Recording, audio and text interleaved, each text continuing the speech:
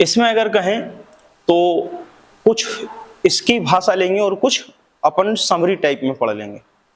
तो सबसे पहले किसके जंगल, यानी कि ये कहानी है एक प्रकार से मिजोरम राज्य के प्रदेश की, या यूं कह सकते हो उन राज्यों की जहां पर आदिवासी समुदाय जंगलों में आपका क्या करता है, निवास करता है। जो आदिवासी समुदाय जंगलों में निवास करता है तो वो उस जंगल को भी अपना ही समझता है कि ये जंगल जो है वो हमारे क्या रहेंगे, हमारे अपने रहेंगे। इनकी सुरक्षा की जिम्मेवारी भी किसकी रहेगी, हमारी रहेगी। यानी कि जंगलों को ना तो हम किसी के द्वारा इसको नुकसान पहुंचाने देंगे और ना ही इसको हम स्वयं ही क्या करेंगे, नुकसान पहुंचाएंगे। तो वही टॉपिक की थीम है, वही टॉपिक का पूरा सारांश है, किसके जंगल, यानी कि आखिर जंगल किसके हैं। तो सबसे पहले ये कि एक जंगल की बेटी की कहानी इसमें जो है वो आपको बताई गई है। एक जंगल की कहानी, लड़की जो है, जंगल की बेटी का मतलब है कि आदिवासी समुदाय से ही आने वाली एक बच्ची, उस पर ही आधारित पूरी की पूरी कहानी है। तो सबसे पहले यहाँ पर जो लिखा है कि सोच सकते हो बच्चे पोटनियां लेकर जंगल में क्या करने जा रहे हैं, जानोगे तो तुम्हारा भी मन चाहेगा कि तुम भी क्या करो, ऐसा ही करो।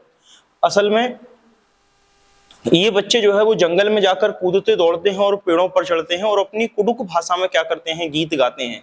गिरे हुए फूल पत्ते बीनकर मालाएं गुलदस्ते बनाते हैं, जंगली फलों का मजा लेते हैं और तरह तरह की पक्षियों की बोली निकालते हैं। इन बच्चों के साथ होती है इनकी प्यारी दीदी सूर्यमणि। तो वही सूर्यमणि दीदी की जो कहानी है वो भी बताई गई है। सूर्यमणि हर रविवार को बच्चों को जंगल में ले जाती है। झारखंड के इन जंगलों में घूमते समय सूर्यमणि बच्चों को वहां के पेड़ पौधों और जानवरों की क्या कराती है, पहचान कराती है। तो समझना, ये एक कहानी है झारखंड के राज्य की, झारखंड की कहानी है। इसमें बताया गया है कि एक जंगल की बेटी है। कुल मिला के ये बच्चे आपको दिख रहे हैं अपनी अपनी पोटलियां लिए हैं। ये जो है वो सूर्यमणि दीदी हैं, जो आपकी, जो उनको प्यारी दीदी के नाम से पुकारते हैं। ये सभी के साथ बच्चों को अपने साथ जंगल में ले जाती हैं। उन जंगलों में ये लोग पेड़ों पर चढ़ते हैं, कूदते हैं, दौड़ते हैं और एक प्रकार का कुडुक भाषा जो है वहां की, तो कुडुक भाषा में क्या करते हैं, गीत भी गाते हैं। अगर कहें फूल पत्ते बीनकर ये मालाएं व गुलदस्ते भी बनाते हैं। साथ में जो भी जंगल के फल हैं उन फलों को खाकर के भी क्या करते हैं, जंगल के फलों को खा करके उनका भी आनंद लेते हैं। फिर अगर कहें कि इन पत्तियों को बीन करके वो मालाएं या फूल जो है वो आपके गिरे हुए हैं उनको बीन करके मालाएं व गुलदस्ते बनाते हैं और जंगली फलों का मजा लेते हैं। साथ में आपके तरह तरह की पक्षियों की बोली भी बोलते हैं। तो ये पूरी कहानी जो है वो बताई गई है। हम पूरे के पूरे जो लोग हैं किसी उस समुदाय से बिलोंग नहीं करते, हम एक आदिवासी समुदाय से बिलोंग करते हैं। कहां पर, तो हम झारखंड के जंगलों में घूम रहे हैं। यहाँ पर पेड़ पौधे और जानवरों की हम पहचान करा रहे हैं, यानी कि जो बच्चों को, जो सूर्यमणि दीदी हैं वो पेड़ पौधे और वहां के जानवरों की पहचान कराती हैं। बच्चे कहते हैं कि जंगल में लगी ऐसी क्लास में खूब मजा आता है। यानी कि जो आपकी सूर्यमणि दीदी है उनको पढ़ाती हैं तो वो कहती हैं कि मेरी जो दीदी है वो इस प्रकार से मुझे पढ़ाती हैं तो मुझको बहुत मजा आता है। तो अब जब अपन पढ़ेंगे, इसका शिक्षण पढ़ेंगे, इसको पढ़ाने का मतलब क्या है, जब अपन शिक्षण पढ़ेंगे तो वह विधि अगर कहीं पर भी इन्वायरमेंट के पोर्शन में कहीं पर भी ये ऑप्शन दिया गया है कि कोई बच्चों को आसपास के जंगलों में घुमाने ले जाता है या आसपास के वनों में घुमाने ले जाता है या बाग बगीचे में घुमाने ले जाता है या पेड़ पौधों का अध्ययन वह बाग में घुमाते हुए बच्चों को कर रहा है, तो वह ऑप्शन आपका सबसे अच्छा माना जाएगा, क्योंकि उसमें बच्चा सबसे अच्छे तरीके से सीखता है। यहाँ पर भी जो सूर्यमणि दीदी हैं वो बच्चों को, हैं तो टीचर, उन बच्चों को पढ़ाती हैं, आदिवासी बच्चों को पढ़ाती हैं, लेकिन वो क्लास में पेड़ पौधों के बारे में नहीं उनको जानकारी दे रही। वो पेड़ पौधों के बारे में जानकारी बच्चों को कहाँ दे रही हैं, जंगल में ले जाकर। उन्हीं जंगलों में जहां पर वो पेड़ पौधे पाए जाते हैं, वहीं पर उन बच्चों को क्या दी जा रही है, ये जानकारी प्रदान की जा रही है। इसलिए ये तरीका सबसे अच्छा माना जाएगा। चलिए, इन्होंने कहा है किताबें पढ़ना जितना जरूरी, जंगल को पढ़ना, किताबें पढ़ना जितना ही क्या है आपका जरूरी है। कहती कौन है, ये सूर्यमणि कहती है। वह कहती हैं आदिवासियों की जिंदगी जंगलों से ही जुड़ी हुई है, अगर जंगल नहीं बचेंगे तो हम भी नहीं बचेंगे। क्यों? क्योंकि ये आदिवासी समुदाय जो है वो पूर्ण रूप से जंगलों पर ही निर्भर है।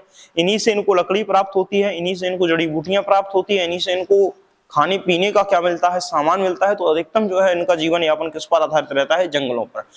चलिए, इसके बाद ज्यादा नहीं, इसके बाद फिर वही, ये सूर्यमणि के बचपन की कहानी है कि आपकी जो सूर्यमणि है उनके बारे में क्या क्या कहा गया है। तो ये सूर्यमणि की बचपन की कहानी और थोड़ा सा देख लेते हैं। बचपन से ही सूर्यमणि को जंगल से बहुत लगाव था। वह स्कूल जाने का सीधा रास्ता छोड़कर जंगल के रास्ते से ही आती थी। मतलब जैसे उसको घर से स्कूल जाना होता था तो वो सीधे रास्ते से ना जाकर वह उस रास्ते से विद्यालय जाती थी जो रास्ता जंगल से होकर विद्यालय के लिए जाता था। सूर्यमणि के पिता छोटी मोटी खेती कर लेते थे और उनका पूरा परिवार पास के जंगल से जड़ी बूटी इकट्ठा करके बाजार में बेचता था, जिससे उनको क्या हो जाता था, लाभ हो जाता था और उनके घर का खर्चा चलता रहता था। उनकी माँ जो है वो बांस से टोकरियां बुनकर वह गिरे हुए पत्तों से पत्तल बनाकर बेचती थी। जब से शंभू ठेकेदार आया जंगल से एक भी पत्ता उठाना मुश्किल हो गया।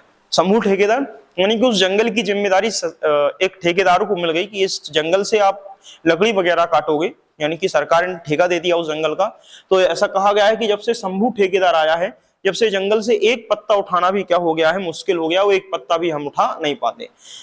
सूर्यमणि के गांव के लोग ठेकेदार से डरते थे, यानी कि जो सूर्यमणि के गांव के लोग थे वो ठेकेदार से डरते थे, पर एक बुधिया माई है वो ठेकेदार से बिल्कुल नहीं डरती थी। वो कहती थी कि इस शंभू से क्या डरना, ये ठेकेदार से क्या डरना, जो जंगल है उस जंगल पर हम आदिवासियों का हक है, यानी कि जो जंगल है वो हम आदिवासियों के लिए है और उस जंगल पर हम आदिवासियों का ही हक है। ठेकेदार की तरह हम जंगल काटते नहीं है, हम तो जंगल के लिए, हमारे लिए जंगल तो एक साझा बैंक की तरह है। हमको जिसको जितनी जरूरत होती है उतनी आवश्यकता की चीज उस जंगल से ले आते हैं। साझा बैंक का मतलब है यहाँ पर जड़ी बूटी भी है, लकड़ी भी है, वनस्पति भी है, पत्ती भी है। आवश्यकता की जो चीज जिसको जितनी जरूरत होती है उतनी ले आता है। शंभू ठेकेदार की तरह नहीं कि उसको जरूरत भी नहीं है लेकिन पैसा कमाने के लिए लगातार वो क्या कर रहा है, लकड़ी को काट रहा है। तो यहां पर उन्होंने कहा है कि हमारे लिए जंगल किसका काम कर रहा है, साझा बैंक का।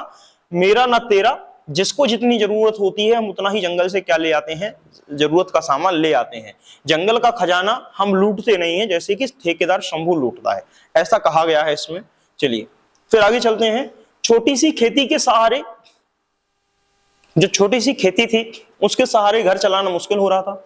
सूर्यमणि के पिता काम की तलाश में शहर के पास ही रहने लगे, यानी कि शहर के पास ही रहने लगे।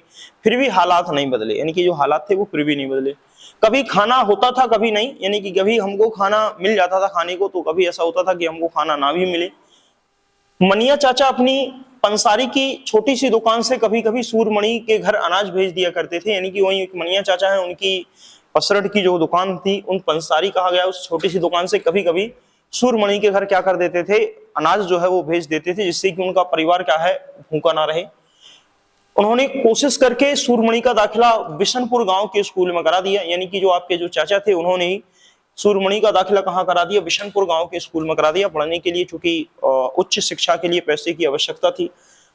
उसे वहीं रहकर पढ़ना था, यानी कि जो आप उसकी जो सूर्यमणि थी उसको वहीं रहकर पढ़ना था। स्कूल से ही फीस, खाना, कपड़े, किताबें सब कुछ मुफ्त मिलने वाला था, यानी कि यहाँ पर तो सब कुछ स्कूल से ही मिलने वाला था। जैसे कि कक्षा 1 से 8 में आपको खाना भी मिलता है, वही मिड डे मील योजना जो आप देखते हो, किताबें भी मिलती हैं, बस्ता भी मिलता है, नहीं सब कुछ मिलता है।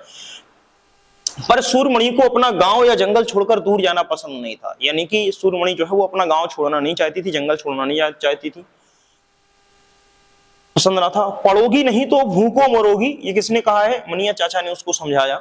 मनिया चाचा ने कहा अगर तुम पढ़ोगे नहीं तो फिर भूखों मरोगी, क्योंकि आप देख रहे हो कि तुम्हारे परिवार की हालत क्या है। तो उसने कहा भूखों क्यों, यह जंगल है ना। सूर्यमणि का जवाब तैयार था, यानी कि सूर्यमणि कह रही है कि जंगल तो है, हम भूखे क्यों रहेंगे। अरे पगली, हम आदिवासियों को अपने जंगल से हटाया जा रहा है, कहीं खदान खोद रहे हैं तो कहीं बांध बना रहे हैं, यानी कि सरकार जो है वो विकास का काम कर रही है, कहीं खदान खोद रही है तो कहीं पर आपका क्या कर रही है, बांध बना रही है। जंगल के अधिकारी भी सोचते हैं कि जंगल उनके हैं, मेरी मान पढ़ लिख कर कायदा कानून समझेगी तो जंगल शायद बचा पाएगी। सूर्यमणि मनिया चाचा की बातें कुछ कुछ क्या कर पाई, समझ पाई, यानी कि यहाँ पर जो उसके मनिया चाचा है वो समझा रहे थे तो कुछ कुछ बातें वो क्या कर पाई, समझ पाई। अब इसके बाद आगे चलते हैं और ये सूर्यमणि का सफर है। बिशनपुर गांव जैसे ही वह पहुंचती है वो मान गई मनिया चाचा की बात, और जैसे ही बिशनपुर गांव पहुंचती है स्कूल देखते ही सूर्यमणि का मन जो है वो खिल उठा, यानी कि प्रसन्न हो गई। स्कूल घने जंगल के पास जो था, यानी कि स्कूल भी घने जंगल के पास ही था। स्कूल में सूर्यमणि को खूब मेहनत की और स्कॉलरशिप यानी कि वजीफा लेकर जो छात्रवृत्ति मिलती है, बीए पास किया। यानी कि उस टाइम पर ये पास करना भी बड़ा माना जाता था। वह गांव की ऐसी पहली लड़की थी। कॉलेज में उसकी पहचान वासवी दीदी से हुई जो पत्रकार थी, यानी कि जिसने बीए किया गांव से। ये जो आपकी सुरमणि है वो एक पहली ऐसी लड़की गांव की थी जिसने क्या किया था, ग्रेजुएट किया था, वो भी बीए। उसकी कॉलेज में एक वासवी दीदी करके हैं जो पत्रकार थी, उनसे उसकी क्या होती है, बात होती है, मतलब जान पहचान होती है। उनके साथ मिलकर सुरमणि झारखंड जंगल बचाओ आंदोलन का क्या करने लगती है, काम करने लगती है। जो पत्रकार हैं वो भी जंगल बचाओ का काम कर रही थी, उन्हीं के साथ जो है वो सुरमणि, उनके साथ मिलकर के सुरमणि भी क्या करती हैं, जंगल बचाने का काम जो है वो करने लगती है, यानी कि एक आंदोलन में भाग ले लेती हैं। इस काम के लिए उसे जगह जगह दूर शहर में जाना पड़ता था। उसके पिताजी को यह बात पसंद नहीं थी कि तुम यहाँ वहां जो है वो भागते फिरो, पर सूरमणि ने जंगल बचाने का काम भी जारी रखा, यानी कि सूरमणि फिर भी नहीं मानी, उसने जंगल बचाने का काम जारी रखा। गांव वालों के हक के लिए लड़ना उसने क्या किया, शुरू किया। इसमें उसका साथ दिया उसके बचपन के साथी विजय, यानी कि एक लड़का था उन्हीं के गांव का विजय, उसने इनका साथ दिया। सूरमणि का एक सपना था कि वह अपने कुडुख समाज की पहचान बनाए, यानी कि एक प्रकार से जो उसका समाज है, जिस समाज से वो आती है, कुडुख समाज, उस समाज की पहचान बनाए। आदिवासी होने पर जो उसे गर्व महसूस होता है वह सभी गांव वालों को भी हो, यानी कि आदिवासी ही होते हुए उसको जो गर्व महसूस होता है वह अन्य सभी लोगों को भी हो। सूरमणि का एक और साथी था मिर्ची, ये बैठा हुआ है मिर्ची, जो दिन रात उसके साथ ही रहता था। सूरमणि अपने सपने और मणि की हर बात उसे बताती थी, मिर्ची सुनता था और कहता था ची ची ची, यानी कि जो तोता है उसको वो मिर्ची नाम जो दिया गया है। ये तुम्हें इसकी कहानी बताई गई है। अब यहां से जो है वो कुछ पेपर में प्रश्न पूछे जाते हैं, देखना क्या। सूरमणि का तोरंग, तो तोरंग का मतलब पूछा जाता है कि तोरंग का मतलब क्या है। तो तोरंग का जो मतलब है, कुडुख भाषा में तोरंग का मतलब होता है जंगल। ये प्रश्न कई बार पेपर में आया है कि सूरमणि किस साल की थी, उसने वासवी दीदी और कई लोगों की मदद से एक केंद्र खोला, उस जगह का नाम रखा तोरंग केंद्र। तो तोरंग केंद्र, तो तोरंग का मतलब क्या होता है, तो कुडुख भाषा में तोरंग का मतलब होता है जंगल। तो एक तोरंग केंद्र खोला गया। तो उस तोरंग केंद्र खोलने में क्या किया गया, उस तोरंग केंद्र खोलने में यहां देख लेते हैं, यानी कि जो आपका जो तोरंग केंद्र खोला गया था उसमें सूरमणि चाहती थी कि लोग त्योहारों पर अपने गीत गानों को गाएं, उन्हें भूले ना, और अपने पहनावों को चाव से पहने। जड़ी बूटियों की समझ और बांस की चीजें बनाने की कला भी बच्चे क्या करें, सीखें। अपनी स्कूल की भाषा तो सीखें ही, लेकिन अपनी कुडुख भाषा का रिश्ता भी उससे जोड़ें। यह सब कहां था, यह सब तोरंग केंद्र में होता है।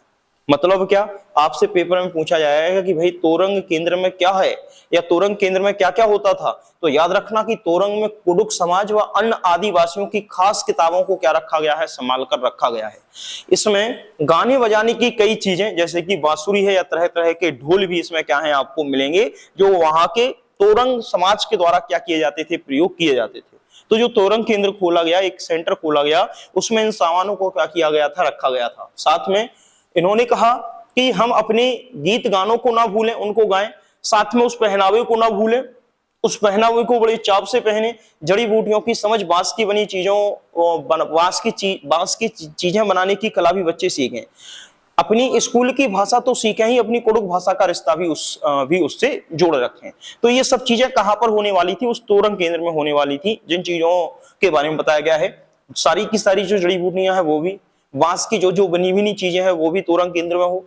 अगर यहाँ पर वो ये कहें कुडुख समाज व अन्य आदिवासियों की खास किताबें, उनको भी संभाल कर रखा गया था ताकि वो अपनी भाषा ना भूलें, यानी कि उनको याद रहे कि हमारे द्वारा क्या क्या भाषा बोली जाती है। गाने बजाने की कई चीजें, जैसे बांसुरी है, तरह तरह के ढोल है, ये सब कहाँ रखे जाए, तोरंग केंद्र में रखे जाएं। कहीं अगर अन्याय हो रहा हो तो किसी को डर हो तो उसकी जमीन हड़प ली जाएगी। कोई रोजगार छिन जाने से परेशान हो, जिसको भी मदद की जरूरत हो, वह सूरमणि की क्या लेता था, मदद लेता था। और सूरमणि क्या करती थी, सबके हक के लिए लड़ती थी, क्योंकि सूरमणि क्या हो चुकी थी, बीए पास हो चुकी थी, यानी कि ग्रेजुएट हो चुकी थी। सूरमणि ने अपने साथी विजय के साथ शादी कर ली, दोनों साथ में अब काम करने लगे।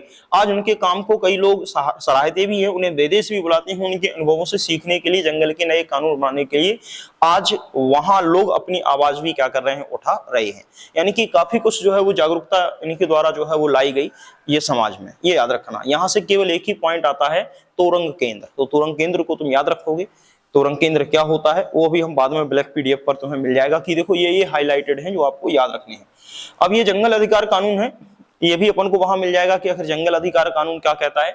जंगल अधिकार कानून बाद में 2007 में लाया गया, जब आदिवासी समुदायों के द्वारा विरोध प्रदर्शन किया गया, क्योंकि जो बड़े बड़े ठेकेदार थे, चाहे वो समूह ठेकेदार हो या सरकार का कोई भी ठेका हो जो किसी अन्य व्यक्ति को दे दिया गया हो, तो व्यक्ति जाता था और क्या करता था, एक प्रकार से वहां के जंगलों को नष्ट करना प्रारंभ कर देता था। नष्ट करने का मतलब है भिन्न भिन्न प्रकार के जो पेड़ पौधे होते थे उनको काटना प्रारंभ कर देता था। तो यहाँ पर ये लंबी लड़ाई चली। ये ऐसा इसमें नहीं कि इसमें केवल एक दो लोगों का हाथ हो, इसमें कई समुदायों का हाथ है, कई आदिवासी समुदायों का हाथ है। तब जाके 2007 में एक अधिकार बन पाया, जंगल अधिकार कानून।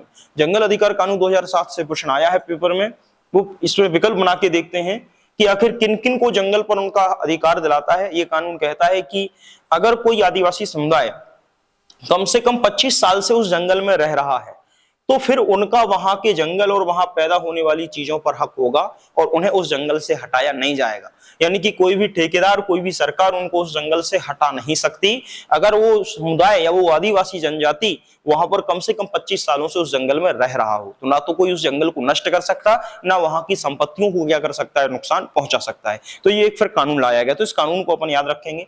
जंगल बचाने का काम अब कौन करेगी, तो उनकी ग्राम सभा करेगी। यानी कि जो उनकी ग्राम सभा है, जैसे अपन ग्राम पंचायत बोलते हैं ग्राम प्रधान, ऐसे ही उनकी भी एक ग्राम सभा है, वो क्या करेगी, जंगल बचाने का काम करेगी। ये भी जंगल कानून अपन देख लेंगे। चलिए, यहां तक बात समझ में आई होगी। इसके बाद आगे चलते हैं ताकि आप समझ पाओ। ठीक है, ठीक है, ठीक है। इसमें से नहीं कुछ पढ़ाना।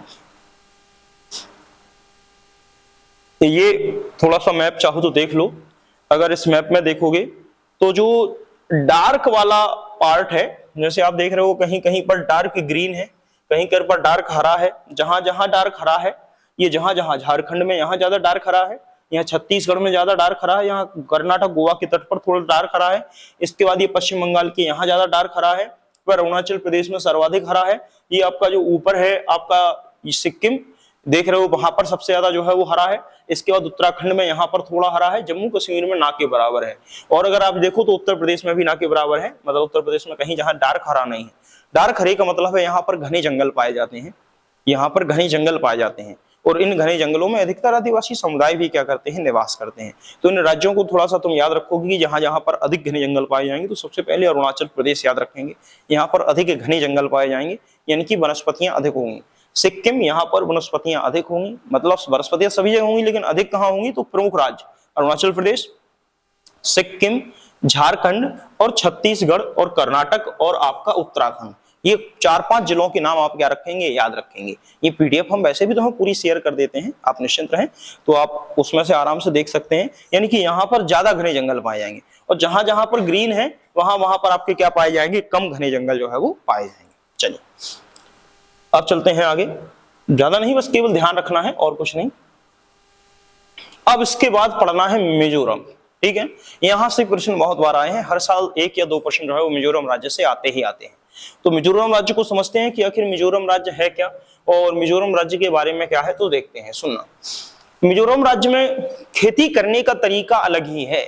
यहाँ पर खेती करने का तरीका क्या है, तो उसको थोड़ा सा समझ लेते हैं कि आखिर खेती करने का तरीका क्या है। हम ओरली तुम्हें सुना देते हैं, तुम समझ जाओगे कि खेती करने का तरीका यहाँ निराला ही है।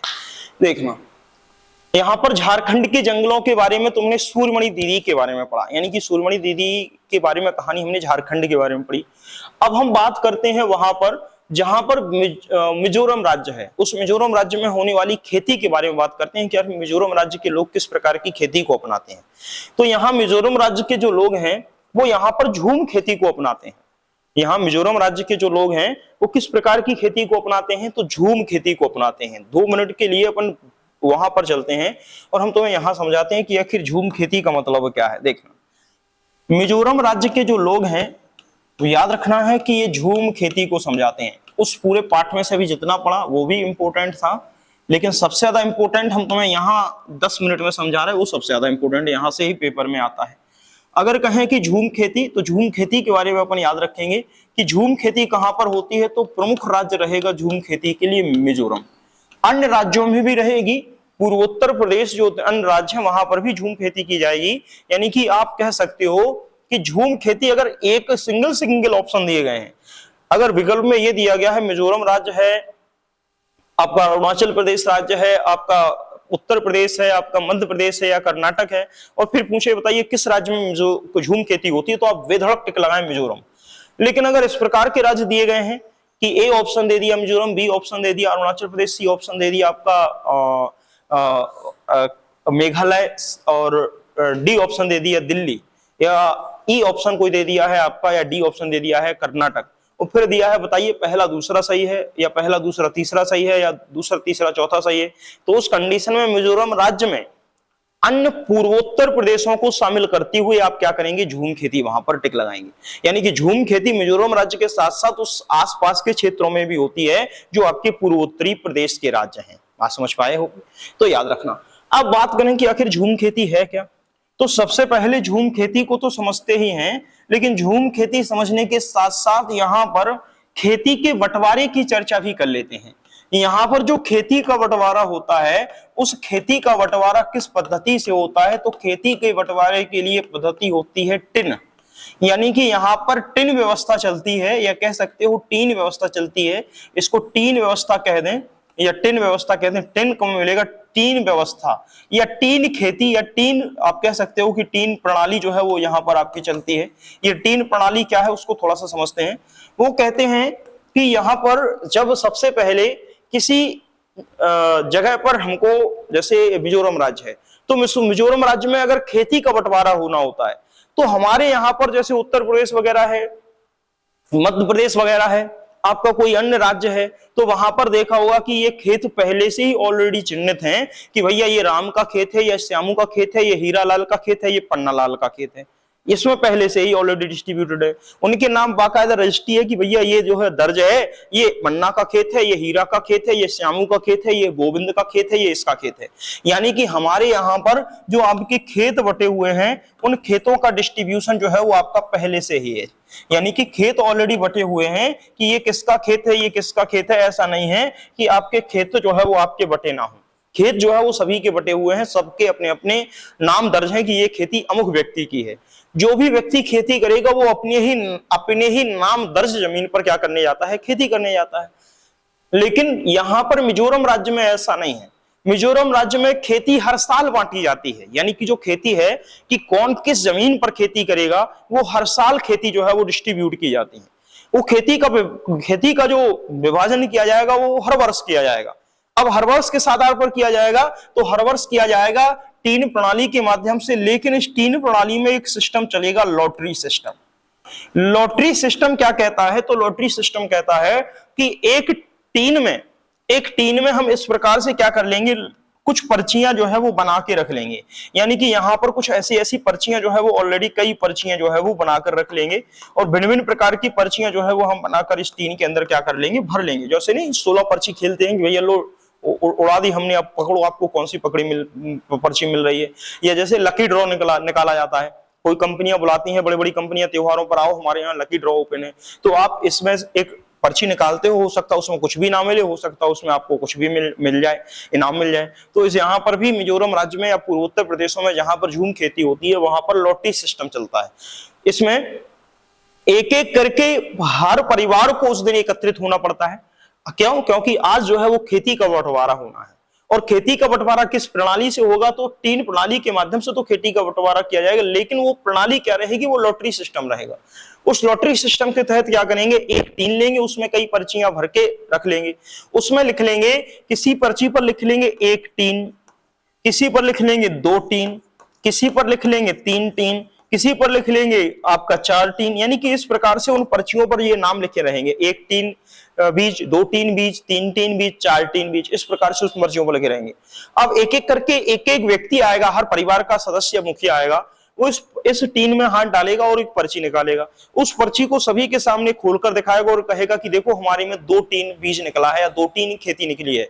तो 2 टीन खेती निकलने का मतलब है इस व्यक्ति को 2 टीन बीज दिया जाएगा, और 2 टीन बीज जिस जमीन में यानी कि जितनी जमीन में 2 टीन लगेगा उतनी जमीन उस व्यक्ति को प्रदान की जाएगी। सपोज दैट मान लिया कि 2 टीन के लिए ये 2 टिन या 2 टीन के लिए ये वाली आपकी जमीन है, तो ये वाली जमीन फिर उस व्यक्ति को क्या हो जाएगी, आवंटित हो जाएगी उस वर्ष के लिए। फिर अगला व्यक्ति आएगा, उसकी पर्ची में 1 टीन निकल आया, तो भैया 1 टीन के लिए इस व्यक्ति को ये वाली जमीन दे दी जाएगी कि इस 1 टीन में करेगा। फिर अगला व्यक्ति आएगा, वो पर्ची खोलेगा, उसको 3 टीन मिल गई, पर 3 टीन की पर्ची मिल गई तो उसको ये जमीन दी जाएगी जिसमें 3 बीज जो है वो आपका बोने लायक होगा। इस प्रकार से क्या किया जाता है, लॉटरी के माध्यम से लोगों को जमीन आवंटित की जाती है। यहां पर किसी की कोई रजिस्ट्री नहीं होती, बात समझ पाई कि नहीं। अब जैसे ही यहां पर इनको जो जमीन मिल जाती है सभी को, ये सारी जमीनें जो है वो आपकी क्या हो जाएंगी, डिस्ट्रीब्यूट हो जाएंगी। सभी लोग अपने अपने घर चले जाएंगे, क्योंकि यहाँ बंटवारा सार्वजनिक रूप से होगा, सार्वजनिक प्रणाली के माध्यम से होगा। अब व्यक्ति उस खेती को क्या करेगा, करने जाएगा। तो यहाँ पर एक व्यवस्था ये है कि जब खेती करते हैं तो खेती के लिए लोग बाग झूम खेती अपनाते हैं, क्योंकि यहाँ पर रहने वाले लोगों की संख्या कम है। यहाँ पर रहने वाले लोगों की संख्या कम है, और रहने वाले लोगों की संख्या कम है जबकि आपके खेती की मात्रा यहाँ पर अधिक है। बड़े बड़े जंगल पाए जाते हैं, लोग कम हैं और जमीन अधिक। हमारे यहाँ पर लोग अधिक हैं और जमीन कम, यहाँ पर जमीन अधिक है और लोग कम हैं मिजोरम राज्य में। तो जमीन अधिक होने के कारण पूरी जमीन तो हर साल बढ़ती नहीं है। हो सकता केवल इतनी ही जमीन, यानी कि केवल इतनी ही जमीन जो है वो आधी ही जमीन आपकी क्या हो, डिस्ट्रीब्यूट हो, यानी कि ये जमीन आपकी बची जाए। इस जमीन पर तो किसी को खेती ही नहीं करनी, ये जमीन आपकी क्या रहेगी, खाली पड़ी रहेगी। यानी कि हो सकता कुछ जमीन जो है वो आपकी क्या पड़ी रहे, ये इस प्रकार से खाली पड़ी रहे, यानी कि आपकी जो जमीन है वो ये आपकी क्या पड़ी रही, खाली पड़ी रही। तो अब जब जमीन ये आपकी खाली पड़ी रही, केवल इतने हिस्से पर ही लोगों के द्वारा क्या की गई, खेती की गई। तो खेती करने का तरीका भी क्या हुआ, यहाँ पर ये नहीं कि ट्रैक्टर की तरह इससे जुताई की जाए, नहीं। यहाँ पर आएंगे, जो भी जमीन रहेगी उस जमीन को वो लोग इसी अवस्था में ऐसा छोड़ते हैं, जैसे भैया हमने इस जमीन पर आज खेती कर ली है, तो हम इस जमीन पर आज खेती करने के बाद जब जाएंगे अगली साल इस जमीन को छोड़ करके, तो यहाँ हम अपनी फसल को तो अपने पास काट के रख लेंगे, लेकिन बाकी के जो डंठल रहेंगे, बाकी का जो फसल रहेगी वो रहेगी कि नहीं रहेगी। भाई गेहूं का अगर ऊपर का हिस्सा काट लिया जाए तो नीचे के जो डंठल वो है वो आपके तो खेत में ही रहेंगे। कोई भी बीज है, कोई भी फसल है, उसको अगर काट लिया जाए तो बाकी का जो मटेरियल रहेगा वो तो इसी में रहेगा। तो उसको वो उखाड़ते नहीं है, उसको उसी में काट करके क्या कर देते हैं, गिरा देते हैं। साथ में काट करके गिरा भी देंगे और साथ में क्या कर देंगे, आगी भी लगा देंगे। अपने यहाँ आगी लगाने से मनाही है, लेकिन वहां पर क्या करेंगे, जब खेती करके जाएंगे तो उस जो शेष खरपतवार बची हुई है, मुख्य फसल को काटने के बाद जो भी उसके डंठल बचे हुए हैं उसको काट करके उसी खेत में गिरा देंगे, उसमें क्या कर देंगे, आगी लगा देंगे। और जैसे ही उसमें आगी लगाएंगे तो वो आसपास आगी लगाते समय ये ध्यान रखना पड़ता है कि आपके आसपास की कोई फसल जो है उसको नुकसान ना हो। अब वो उसी में राख बन जाएगी, क्योंकि जल करके राख बन जाएगी, उसको वो छोड़कर चले जाएंगे। और लगभग अब इस जमीन पर अब अगली साल खेती नहीं करेंगे, अगली साल तो क्या अगले 2-3 वर्ष तक खेती नहीं करेंगे। तो फिर अगली वर्ष ये खेती करने या कहां जाएंगे, अगले वर्ष ये जो खेती करने जाएंगे वो किसी अन्य क्षेत्र पर जाएंगे जिस जमीन पर ये कई वर्ष पहले वहां पर खेती कर चुके होते हैं। अब यहां पर जब पहुंचेंगे तो यहाँ की हालत भी तो वैसे ही रहती थी, तो ये यहां भी ये नहीं करते कि इसमें जुताई वगैरह करें, नहीं। वर्षों से जो इसमें खरपतवार या जो अनावश्यक पेड़ पौधे जम आए हैं बस उनको काट के क्या कर देंगे, अलग कर देंगे। बाकी की जो जमीन रहेगी, चूंकि इसको वो ऑलरेडी जला के गए थे, तो पानी वगैरह जब बरसात हुई होगी तो निश्चित सी बात है वो सड़ा होगा, गला होगा, खाद बन गया होगा। बस उसको हल्के से हाथ से ऐसे हिलाएंगे, ऐसे टहलाएंगे और उसी में बीज को क्या कर देंगे, छिड़क देंगे। और पुनः वो खेती जो है वो उनकी क्या हो जाएगी, यहाँ पर बीज जो है वो तैयार हो जाएगा। यानी कि इसको ये नहीं कि ट्रैक्टर से उनको जोतने का काम करें, नहीं, बस हल्के हाथ से ऐसे ऐसे करके और उसी में बीज को क्या कर देते हैं, रोपण कर देते हैं और फसल जो है उनकी क्या होने लगती है, तैयार होने लगती है। फिर जब अगली वर्ष ये यहाँ से जाएंगे तो इसको छोड़ करके किसी दूसरी जगह खेती करने जाएंगे। तो जैसे पानी नहीं देखते, झूम खेती का मतलब है कि जैसे पानी यहाँ बरसे, फिर यहाँ बरसे, फिर यहाँ बरसे, तो वैसे ही ये लोग खेती कर रहे हैं, कभी इस हिस्से में तो कभी इस हिस्से में, कभी इस हिस्से में। इस कारण से इस खेती का नाम क्या रख दिया गया है, झूम खेती रख दिया गया है। बात समझ पाए कि नहीं समझ पाए। तो उसके केवल यहीं से प्रश्न जो है वो आपके बनते हैं कि झूम खेती क्या है, क्या है। अब इसको पढ़ लेते हैं, जहां थ्योरी है उसको समझ लेते हैं, ठीक है ना। चलिए देखना, ये रहा टन टन टन टन, स्कूल की घंटी बजते ही लामटे या टिंगा डिंकीमा ने अपने बस्ते उठाए, यानी कि मिजोरम राज्य के ये बच्चे हैं, उनके नाम है, और चल दिए घर की ओर। बीच में सभी ने झरने से पानी पिया और वहीं पर रख के बांस के बने कप में। आज हम सभी बच्चे ही नहीं, उनके सायमा सरवी गांव में गांव पहुंचने की जल्दी में है। मतलब हम लोग जल्दी नहीं जा रहे, आज तो गांव जो हमारे सायमा सर हैं वो भी घर पहुंचने की जल्दी में है। क्योंकि जो आज शाम गांव की खास सभा बैठने वाली, यानी कि गांव में आज क्या बैठने वाली है, खास सभा, जिसमें खेती का बंटवारा होना है। तो इस साल किस परिवार को खेती की कितनी जमीन मिलेगी, इसके लिए लॉटरी निकलने वाली है।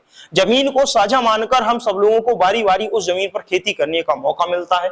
बांस के एक सुंदर बर्तन को हिलाकर उसमें से एक पर्ची निकाली गई, यानी कि जो बांस है उस बांस के एक सुंदर से बर्तन को हिला करके उसमें से एक पर्ची निकाली गई। वाह, साहिमा सर के परिवार का नंबर पहला आया।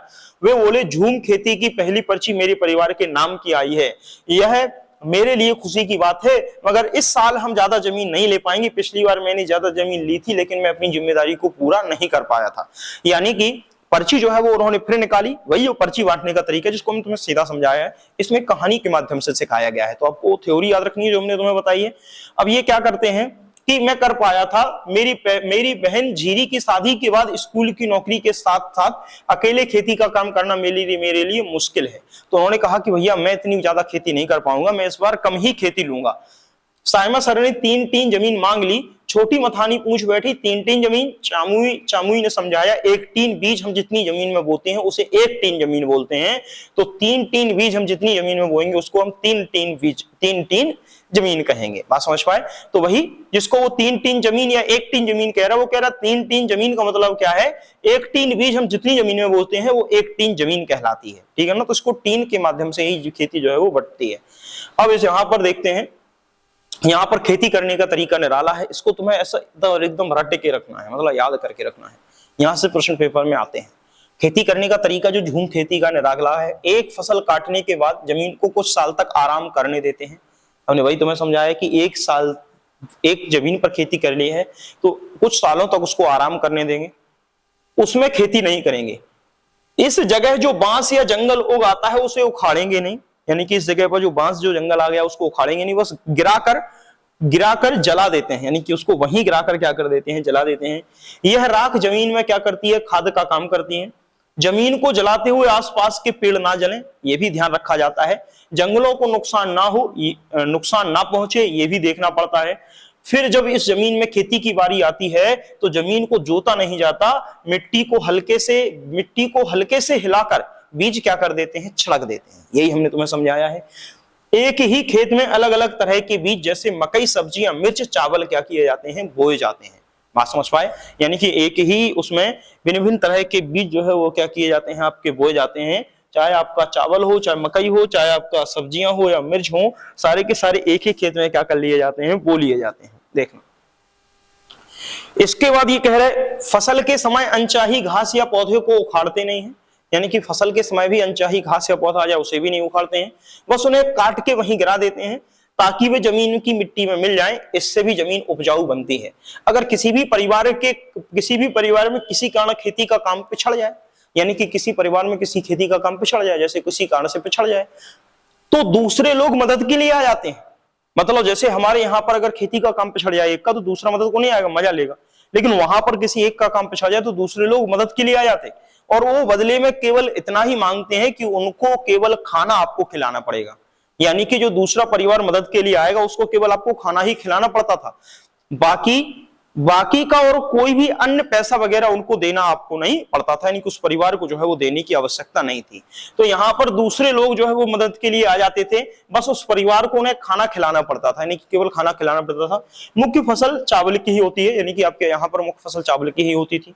लेकिन समस्या एक ये भी थी, मुख्य फसल जो चावल की, फसल तैयार होने पर उसे घर ले जाना बहुत बड़ी मेहनत का काम होता था, क्योंकि यहाँ पर ऊंचे ऊंचे उबड़ खाबड़ रास्ते हैं, पठारी भाग है, कहीं पर आपको ऊंचा हिस्सा है, कहीं नीचा हिस्सा है, जाने के लिए रास्ता नहीं है। तो पीठ पर ही पूरी की पूरी फसल को लाद कर घर ले जाना पड़ता था। ये कहलाती है पीठ तोड़ मेहनत। तो इसको यही कहा गया है कि फसल तैयार होने पर उसे घर ले जाना पीठ तोड़ मेहनत का काम है। सड़कें तो नहीं, बस ऊंचे नीचे पहाड़ हैं, पीठ पर ही लादकर सारी फसल को इन रास्तों से घर लानी पड़ती थी।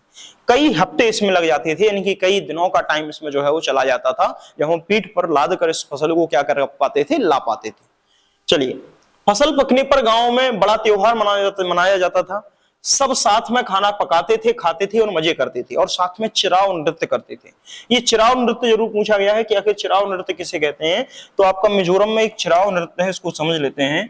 इसमें होता क्या है, यहाँ पर दो लोग यानी कि कुछ लोग यहाँ पर इस प्रकार से बैठ जाएंगे, इस प्रकार से बैठ जाएंगे लाइन लगा के, जहां पर इस तरफ भी लाइन लगा के जो है वो बैठ जाएंगे, आमने सामने मुख करके बैठ जाएंगे। ये व्यक्ति बैठे हुए हैं, इनके हाथ में बांस के डंडे होंगे इस प्रकार से, ये बांस के डंडे होंगे, ऐसे बांस के डंडे लिए रहेंगे हाथ में, यानी कि ये बांस के डंडे लिए रहेंगे। ये जमीन पर क्या करेंगे, ढोके पीटेंगे, इनको जमीन पर पीटेंगे, लेकिन ढोलक की ताल पर, यानी कि जो ढोलक बजेगी उसकी ताल पर ये जमीन पर उसको पीटेंगे। इन्हीं डंडों के ऊपर से जो व्यक्ति हैं वो क्या करेंगे, यूं कतारबद्ध लाइन में लगकर इसी डंडों के ऊपर से उछलते हुए क्या जाएंगे, एक स्थान से दूसरे स्थान पर क्या करेंगे, ये निकलेंगे। इसको वो लोग क्या सा नृत्य बोलते हैं, चिराव नृत्य बोलते हैं। तो चिराव नृत्य में दो लोग आमने सामने लाठी को ढोल की ताल पर जमीन पर पीटते हैं। उन डंडों के ऊपर से जो लोग हैं वो आपके एक एक करके क्या करते जाते हैं, निकलते जाते हैं। इसी को लोग क्या बोलते हैं, चिराव नृत्य बोलते हैं। तो यहां पर इसको पढ़ लेते हैं कि आखिर क्या कहा गया है। तो यही कहा गया है, चिराव नाच भी करते हैं। इस नाच में जमीन पर बांस की डंडी लेकर दो लोगों की जोड़ी आमने सामने बैठती है, ढोल की ताल पर डंडियों को जमीन पर पीटते हैं, डंडियों के बीच लोग एक कतार में खड़े होकर कूदते और नाचते हैं। इसी को क्या कहा गया है, चिराव नृत्य कहा गया है। अब सर बस केवल इतना ही पढ़ना था आपको, इससे ज्यादा नहीं। मिजोरम राज्य है और लगभग ये आपका पूरा टॉपिक कंप्लीट है। अब यहां से देखना, एक सरसरी नजर डालते हैं कि आखिर कौन कौन से पॉइंट जो है वो हमारे लिए इंपॉर्टेंट है, जो पूरे पाठ में हमने पढ़े। तो उसको थ्योरी पढ़ाना जरूरी था, क्योंकि वो थ्योरी ओरली या तो हम सुनाते तो तुम एकदम हवा में लगती, तो हमने उसको बेस उसी को लिया। जंगल एक साझा बैंक की तरह है, ना तेरा ना मेरा। ये कहाँ के लोग मानते हैं, झारखंड के लोग मानते हैं, आदिवासी समुदाय मानता है। आज झारखंड में कौन सी भाषा बोली जाती है, तो कुडुख भाषा झारखंड में बोली जाती है। याद रखोगे भैया, हमने आपको बताया है कि कुडुख भाषा। साथ में सूर्यमणि व पत्रकार वासवी दीदी ने मिलकर झारखंड जंगल बचाओ आंदोलन का क्या किया, काम किया।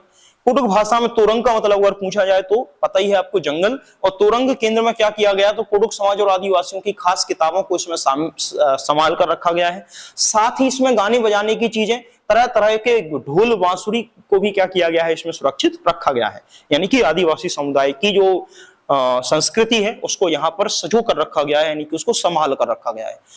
इसके बाद ये हमने बताया है, जंगल अधिकार कानून 2007 क्या कहता है। ये कानून आदिवासियों को जंगल पर उनका हक दिलाता है। साथ ही जो लोग कम से कम 25 साल से जंगल में रह रहे हैं, उनका वहां के जंगल और वहां के पैदा होने वाली चीजों पर हक है। उन्हें जंगल से हटाया ना जाए और जंगल बचाने का काम भी उनका क्या करेगी, उनकी ग्राम सभा करेगी। यही हम वहां पढ़ के आए हैं। इसको एकदम रिवीजन यहां से करना है, वो केवल पढ़ाने के लिए एक बेस लिया, ये पेपर में आता है। चलिए, अब इसके बाद फिर वही झूम खेती हमने सीधा पढ़ाई।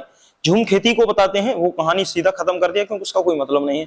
अन्य नाम झूम कृषि के क्या है, स्थानांतरित कृषि, कर्तन एवं दहन कृषि, काट एवं दग्ध कृषि। ये सब किसके नाम है, तो झूम कृषि के नाम या झूम खेती के नाम है। झूम खेती किसके कहेंगे, झूम कृषि हो, स्थानांतरित कृषि हो, कर्तन व दहन कृषि हो, या हम कहें काट एवं दग्ध कृषि हो, ये सारी की सारी आपके किसके नाम है, तो झूम कृषि के नाम है।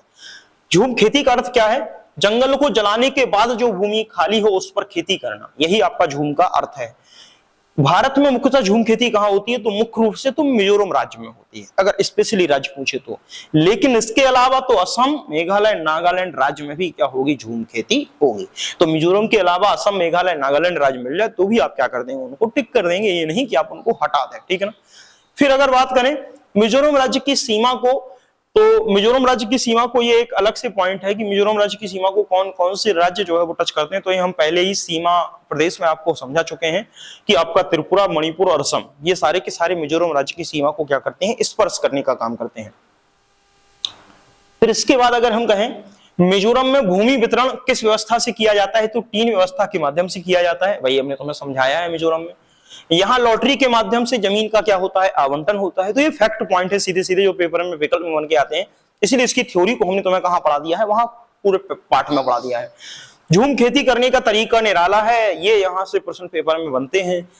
1 वर्ष खेती करने के बाद उसे कई वर्षों के लिए छोड़ दिया जाता है आराम करने के लिए, अर्थात एक फसल कटने के बाद जमीनों को कुछ साल तक आराम करने देते हैं, उसमें खेती नहीं करते हैं। इस जगह जो बांस या जंगल उगाते हैं उसे उखाड़ते नहीं, बस काट कर क्या कर देते हैं, जला देते हैं। यह राख जमीन में किसका काम करती है, तो खाद का काम करती है। जमीन को जलाते हुए आसपास के पेड़ ना जलें और जंगलों को भी नुकसान ना हो, यह भी क्या करना पड़ता है, ध्यान रखना पड़ता है या देखना पड़ता है। फिर अगर कहें जब इस जमीन की खेती की बारी आती है तो जमीन को जोता नहीं जाता बल्कि मिट्टी को हल्के से हिलाकर बीज क्या कर देते हैं, उसमें छिड़क देते हैं। अर्थात इस जमीन की गहरी जुताई नहीं की जाती बल्कि मिट्टी को पलट करके जमीन में क्या कर दिया जाता है, बीज बो दिया जाता है। ये झूम खेती करने का तरीका है। इस खेती के अंतर्गत एक ही खेत में एक साथ कई फसलों की क्या होती है, बुआई होती है। धान हुआ, मक्का हुआ, मिर्च हुआ, चावल हुआ, इन सभी की बुआई एक ही खेत में कर दी जाती है। मिजोरम राज्य की मुख्य फसल अगर कोई कहे तो मिजोरम राज्य की जो मुख्य फसल है उसको धान है, इसको आप चावल कहते हैं। फसल के समय अनचाही घास या पौधे उखाड़ते नहीं है, उन्हें काट करके ही खेत में क्या कर देते हैं, गिरा देते हैं। यही हमने आपको बताया है कि उसको उखाड़ेंगे नहीं, उसको काट करके कहां गिरा देंगे, खेत में ही गिरा देंगे, ताकि वे जमीन की मिट्टी में मिल जाएं। इससे जमीन क्या वो आपकी उपजाऊ बनी रहे। ये पॉइंट भी हमने आपको समझाया है। समुदाय में किसी कारण से किसी परिवार की खेती का काम पिछड़ जाए तो दूसरे लोग उसकी मदद को आ जाते हैं, बस उन्हें सभी सदस्यों को क्या कराना पड़ता है, भोजन कराना पड़ता है। पीठ तोड़ मेहनत किसे कहते हैं, यहाँ सड़कें ना होने के कारण, ऊंचे नीचे पहाड़ होने के कारण जब फसल तैयार हो जाती है तो उसे पीठ पर लाद कर सारी फसल को इन रास्तों से घर लाना पड़ता है। इसमें कई हफ्ते लग जाते हैं, इसीलिए इस मेहनत को पीठ तोड़ मेहनत कहते हैं। ये भी वहां हमने पढ़ा है। फसल पकने पर गांव के लोग बड़ा त्योहार मनाते हैं। यह सब साथ में खाना पकाते हैं, खाते हैं और मजे करते हैं और साथ में चिराव नृत्य भी करते हैं। तो चिराव नृत्य क्या है, इसमें दो दो लोगों की जोड़ी डंडी हाथ में लेकर आमने सामने बैठती है। ढोल की ताल पर डांडियों को जमीन पर पीटा जाता है, जो डंडियां हैं उनको जमीन पर पीटा जाता है। इन्हीं डंडियों के बीच में लोग कतार में होकर क्या करते हैं, खड़े होकर कूदते हैं और नाच करते हैं। ये आपका एक प्रकार से क्या है, चिराव नृत्य। बस केवल यहीं तक इसको क्या करना था, आपको पढ़ना था, यानी कि ये पूरा टॉपिक कंप्लीट है। और लगभग आपके सारे एनसीईआरटी के जो टॉपिक हैं, जो जो पेपर में आते हैं, वो हमने सारे पढ़ लिए हैं। यानी कि ये टॉपिक जो है वो आपका लगभग कंप्लीट है। अब कल अगर रहेगा तो थोड़ा बहुत 30 मिनट का और इसमें ईवीएस का जो एनसीईआरटी की किताब है उसमें से पढ़ाएंगे, नहीं तो फिर सीधा हम शिक्षण स्टार्ट कर देंगे। ठीक है, और कोशिश करेंगे कि जल्दी जल्दी आपका शिक्षण भी कंप्लीट कर लिया जाए ताकि